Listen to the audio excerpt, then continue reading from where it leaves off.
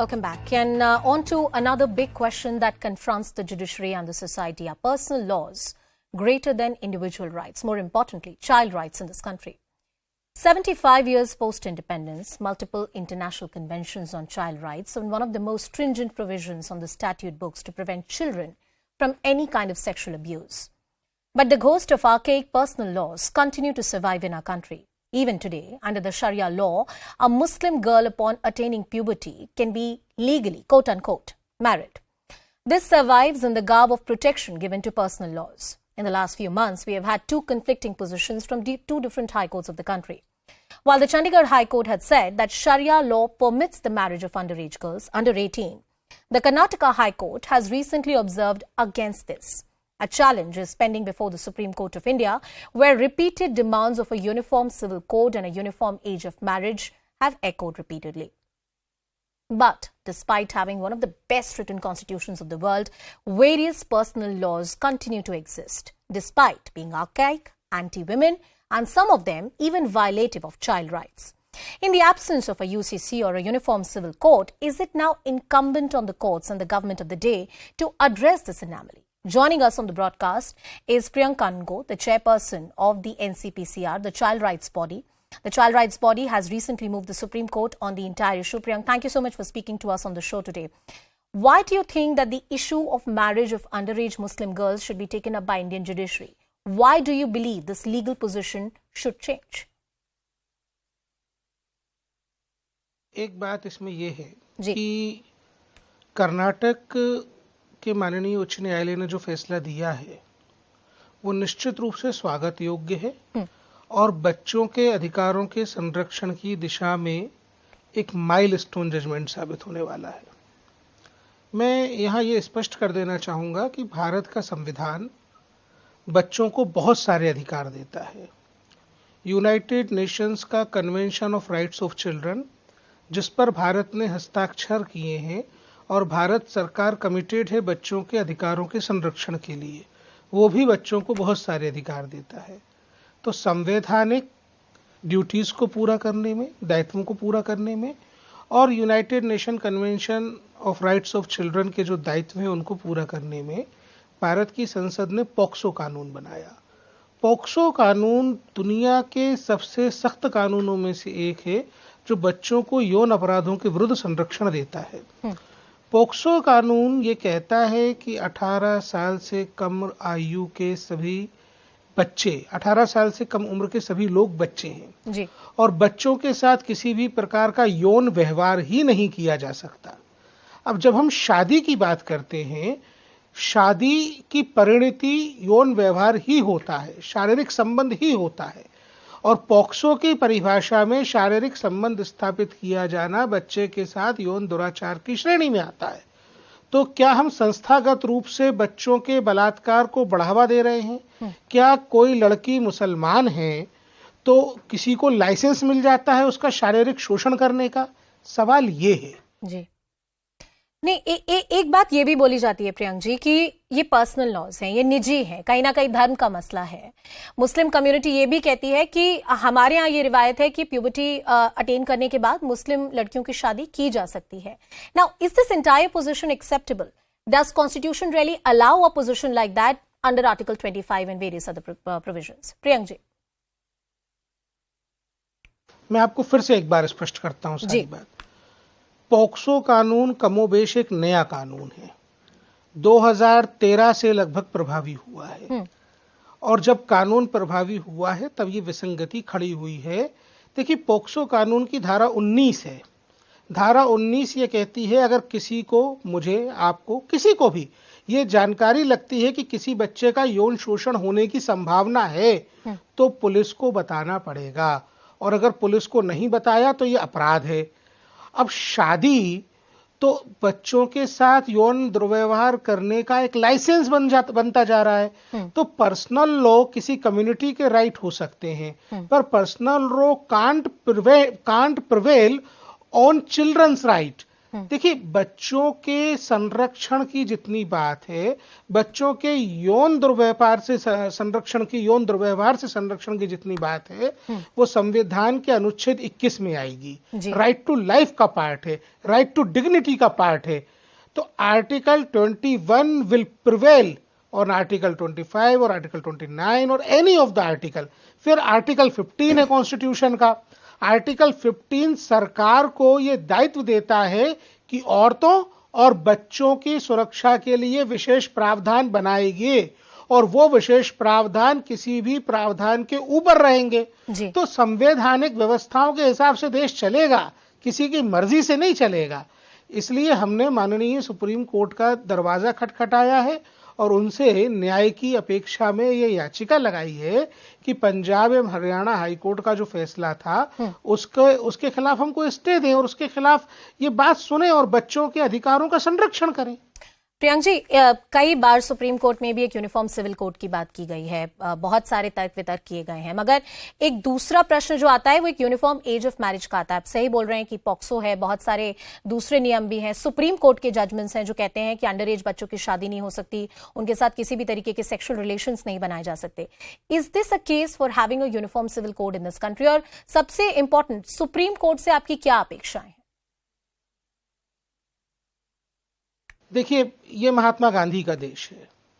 महात्मा गांधी ने साफ साफ कहा था कि यदि बच्चों की शादी कम उम्र में होती है तो वो स्वराज नहीं है, और लड़कियों के लिए तो कदापि स्वराज नहीं है। देश के स्वतंत्र होने के 75 वर्ष बाद यदि हमें देश की बेटियों के लिए स्वराज की लड़ाई लड़नी पड़ रही है तो ये लड़ाई तब तक लड़ी जाएगी जब तक कि उनको स्वराज ना मिले। हमें, केवल मुझे नहीं, देश भर की बेटियों को माननीय सर्वोच्च न्यायालय से पूरी उम्मीद है और पूरा विश्वास है कि सर्वोच्च न्यायालय बेटियों के संरक्षण के लिए हमारी बात सुनेंगे और हमको पूरा विश्वास है इस बात का कि इस देश की न्याय व्यवस्था बच्चों के संरक्षण को सर्वोपरि मानेगी। बहुत बहुत शुक्रिया प्रियंक जी हमसे बात करने के लिए। And it's a much pending debate that must happen at the Supreme Court of India, personal laws versus fundamental rights. Now, to give us more perspective, joining us on the broadcast is Dr. Lubna Kamal, who's an activist. Yasmeen Farooqi, who's the member of AIMPLB, is also joining us on the broadcast. Yasmeen ji, I'm coming to you first. Should minor Muslim girls, quote unquote, be legally married? Your position. Yasmeen ji, अगर आपको मेरी आवाज आ रही हो। देखिए, मैं आपको मुझे आपकी आवाज आ रही है। मैं एक बात आपको क्लियर कर दूं कि मैं मुस्लिम पर्सनल लॉ बोर्ड की तरफ से यहाँ मैं उसकी ना तो प्रवक्ता हूँ और ना मैं उसके बिहाफ पे कोई बात कर रही हूँ। जी, मैं समझती हूँ। मैं इसलिए आप वो चीज तो मेरे से अलग हटा दीजिए। नहीं, हम कोई भी आप ऐसा बयान या वक्तव्य जो आप यहाँ पे देंगी वो हम मुस्लिम पर्सनल लॉ बोर्ड के लिए नहीं देखेंगे। यास्मीन जी की क्या राय है हम वैसे समझेंगे। जी बताइए आप।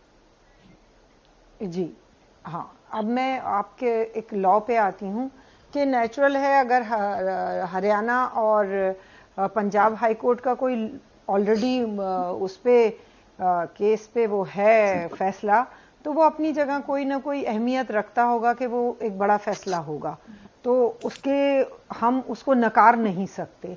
लेकिन आज के माहौल में और आज की तारीख में अगर जैसे एजुकेशनल की बात करें, एजुकेशन की या और सब चीज़ों की, तो लड़कियों के लिए एक ज़रूरी है हद कि वो वहाँ तक पढ़ें लिखें और समझदार बने, एक अच्छी बड़ी फैमिली को सही तरह चला सकें। तो उसके लिए एक सर्टेन एज होना मेरे ख्याल से ज़रूरी है। और इसीलिए हम बार बार उस चीज़ को कहते हैं कि ये जो हिजाब पे अटैक होता है, क्योंकि अब यही होगा कि जब बच्चियां नहीं पढ़ेंगी घर में मुद्दे पर आते हैं। यास्मीन जी मुद्दे पर आते हैं, पूरे आदर के साथ मैं आपसे कह रही हूँ, मैं पूरे आदर के साथ आपसे कह रही हूँ, मुद्दे पर वापस आते हैं। मैं अपना सवाल दोबारा दोहराती हूँ आपके लिए। 18 साल से कम उम्र की मुस्लिम बच्चियों की शादी होनी चाहिए या नहीं होनी चाहिए आपके हिसाब से? आप एक थिंकिंग महिला हैं, कम्युनिटी से आती हैं, अगर कम्युनिटी में रिफॉर्म होगा तो आपकी जैसी महिलाओं के बोलने की वजह से होगा। उसी लिहाज से मैं आपसे पूछ रही हूँ कि क्या समय नहीं आ गया है कि इस तरह की रिवायतों को बदल दिया जाए? नहीं, बिल्कुल मैं आपके इस बात से सहमत हूँ। वो दो पैमाने होते हैं, क्योंकि कुछ जगहों पे बच्चियां पढ़ना ही नहीं चाहती हैं और वो बिल्कुल इस मिजाज से बैठी होती हैं कि हमें तो शादी करना है, लेकिन फिर भी उनकी वो एज शादी की नहीं है। और मेरा जो मानना है वो यही है कि उनको एक सर्टन एजुकेशन देके उनकी एक समझदारी के बाद ही उनकी शादी होना चाहिए। नहीं, ये बहुत प्रोग्रेसिव स्टैंड है यास्मीन जी जो आप ले रही हो। Lubna Kamal, I am coming to you, आपसे आपकी राय जानना चाहूंगी। Why is it that, women from the Muslim community have achieved so many things? We have had judges in the Supreme Court. There is no sphere of life where Muslim women have not made their mark. मगर when it comes to personal laws, जब personal laws की बारे में बात आती है, तो बहुत सारी ऐसी रिवायतें हैं जो इंट्रिंसिक नहीं है फेथ के लिए, मगर फिर भी चली आ रही हैं। शरिया के नाम पे बहुत सारी ऐसी चीजें हैं जो बस चली आ रही हैं लेकिन कभी बदली नहीं गई। 18 साल से कम उम्र की बच्चियों की शादी क्या वाजिब है, क्या होनी चाहिए? See, if we speak about the Sharia law, am I required to speak in English or in Hindi? No. You can, whatever you're comfortable with, ma'am. Please go ahead. All right. So, if something is against human rights, it cannot be part of Sharia. That is the first thing. The second thing I'll put forward is, as an Islamic scholar, is that there is one usul-e-ijtihad. So as per that law, the Sharia has to evolve. It has to be interpreted from time to time as per changing times. And logic and reason has to prevail. Now coming back to the constitution, yes, obviously, if the age of marriage is 18 years, although as per Sharia it is puberty, the age of puberty, but as per constitution, if it is 18 years, then obviously all the Muslim girls need to get married only after that. The next thing is that, but I have one strong objection to it, that the husband in this case cannot be charged under POCSO Act. Because if he is responsible for sexually abusing a girl, a minor, then the parents, the girl's parents, the boy's parents, as well as the witnesses are equally responsible. Either all of them should go to jail, or otherwise, if there was this kind of marriage, it was held, then the girl should go back to she should be taken back to the parents' house. And when she turns 18, it's a Supreme Court judgment. Actually, there are a lot of inconsistencies in law, and there is a Supreme Court judgment which did away with the exception that if you have sex with a wife who's 15 plus, that's not called rape, and doing away with that exception. And that's why you have this problem in law that even if you're married, because child marriages are not void ab initio. So that thing that you're talking, that the husband may be charged with rape, applies to Muslims and Hindus and any community equally the moment you come under POCSO. So, that's a conundrum that is yet to be settled. But I'm coming back to the core issue. Yasmin ji, when it comes to reform within the community, when it comes to the principles of ijtihad, self-interpretation, and how Sharia can evolve, do you think this change can come from within the community? Or you perhaps need courts, judiciary, government telling the community what to do? Yasmin ji. देखिए, मैं वही बात आपको कहना चाह रही थी, मैं यही बात समझाना चाह रही थी कि देखिए, मुस्लिम लॉ में ये नहीं है कि आप 15 साल की बच्ची की शादी कीजिए जी। मुस्लिम लॉ में ये है कि 15 साल तक आप ना कीजिए, 15 साल के बाद कीजिए। तो वहां उस वक्त जो जमाना था और जो बात थी, अच्छा फिर ये जरूरी नहीं है कि 15 साल की बच्ची की शादी कर दी है तो उसको विदा भी करना है। ठीक है, कभी कभी ऐसा होता है कि कहीं ये रहता है कि हमें इंगेज कर देना है, निकाह कर देना है, विदा बाद में करेंगे। बहुत सारी जगहों पे आप अगर गांवों में भी देखेंगी, बहुत सारे राजस्थान के में, तो वो लोग निकाह कर देते हैं पर विदा वो एक सर्टन एज में ही करते हैं। तो चेंज होने का तो यह है कि कहीं पे भी ये नहीं लिखा हुआ है इस्लाम में कि आप 15 साल की बच्ची की शादी करें। नहीं यास्मीन जी, आप ठीक कह रहे हैं, आप ठीक कह रही हैं, लेकिन सवाल मैं कोडिफिकेशन की बात कर रही हूँ। देखिए, ये प्रॉब्लम दूसरी कम्युनिटीज में भी देखी जाती है, मगर वहां ये गैर कानूनी है। अगर कोई हिंदू बच्ची है जिसकी कम उम्र में शादी कर दी गई है तो वो चाइल्ड मैरिज एक्ट के अंडर आता है, वो इलीगल है। मुस्लिम पर्सनल लॉ में अभी ऐसा नहीं है। क्या इसको कोडिफाई करके इलीगल कर देना चाहिए? सुप्रीम कोर्ट के सामने डिमांड ये है कि आप एक यूनिफॉर्म एज ऑफ मैरिज कर दीजिए। बच्ची किस धर्म, किस कौम से आती है, ये इंपॉर्टेंट नहीं होना चाहिए। अगर वो 18 साल से कम उम्र की है तो उसकी शादी अलाउ नहीं करनी चाहिए। क्या इस तरह के बदलाव के लिए कम्युनिटी तैयार है? देखिए, मैं तो एक चीज मानती हूं कि किसी बात के लिए भी डिसीजन लेने के लिए हमें एनालिसिस करना चाहिए, पूरा डेटा कलेक्ट करना चाहिए कि क्या वाकई वो बहुत ज्यादा हो रहा है। क्योंकि किसी भी लॉ बनने के बाद एक ये बैन हो जाता है, फिर के आप अगर कोई मजबूरी भी है, कोई परेशानी है, क्योंकि कभी कभी बहुत सारी ऐसी प्रॉब्लम्स होती हैं कि बच्ची के पास कोई नहीं है और उसको कहीं पे इस तरह शादी करके ही रवाना किया जा सकता है, तो वो एक चीजें अलग हो जाती हैं। लेकिन अगर ये चीजें फिर कानून बन जाती हैं तो वो फिर मजबूरियां नहीं देखती हैं, वो तो फिर जो कानून है वो कानून है। नहीं, लेकिन तो मेरे ख्याल से इसमें यास्मीन जी, अगर एक्सेप्शंस रूल्स तो नहीं बने जा सकते, डेटाज लेके एक्सेप्शंस रूल्स तो नहीं बनाए जा सकते। तो मैं कह रही हूँ बस वही बिल्कुल मेरा यही कहना है कि फिर वो तो अगर लॉ है तो लॉ इज लॉ, उसके लिए फिर आपको कहीं पे कोई गुंजाइश ही नहीं बचती है। लेकिन तो वो अच्छा नहीं है यास्मीन जी कि अगर कोई गुंजाइश ही ना बचे कि 18 साल से कम उम्र की बच्चियों की शादी ही ना हो सके, ये गुंजाइश ही नहीं बचनी चाहिए।